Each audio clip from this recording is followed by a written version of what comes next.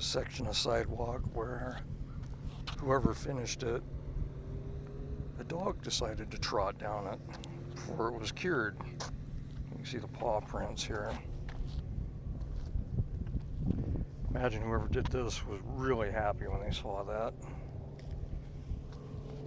There's more down at this end.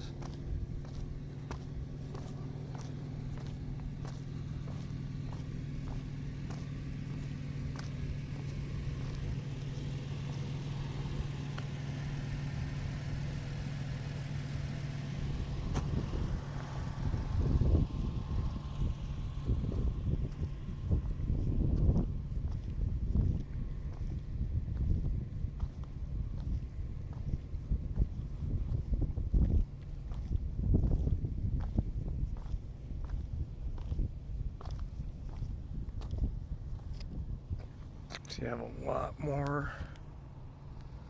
Turn my phone sideways here. Just a lot more foundations of houses, businesses.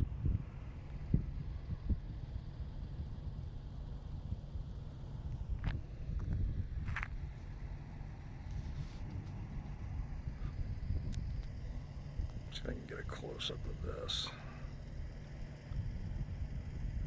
There's the dam over there that's being repaired. So yeah, it's pretty amazing to see.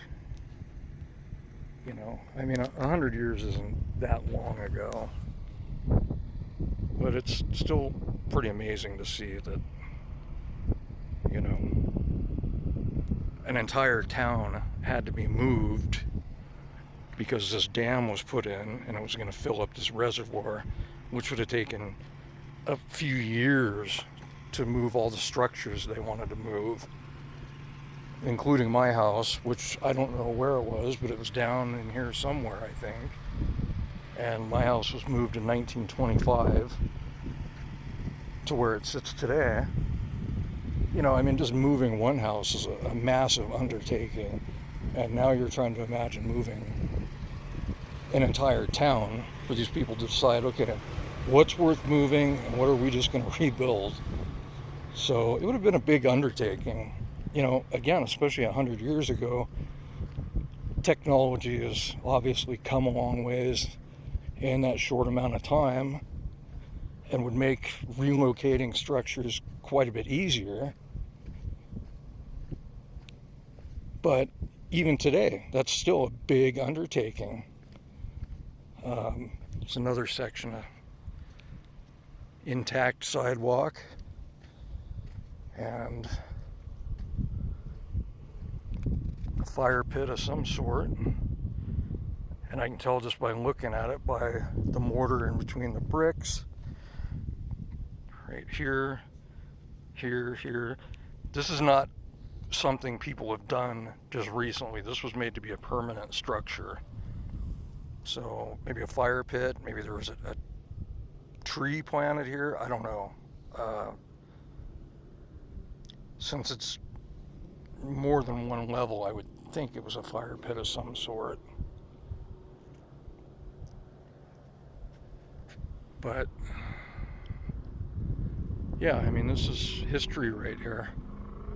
You know, this was the town, and there's still, as you can see, let me see if I can zoom in, more out in the water. This was the town of American Falls as it stood back in, say, 1920. You know, so, and then to be told you have to relocate, which I understand the city paid for residents to relocate their homes, their businesses, all that kind of stuff. Still, what a pain in the butt. And I've seen a lot of people out here lately with metal detectors and buckets because you can find bits of old crockery out here, nails, bolts,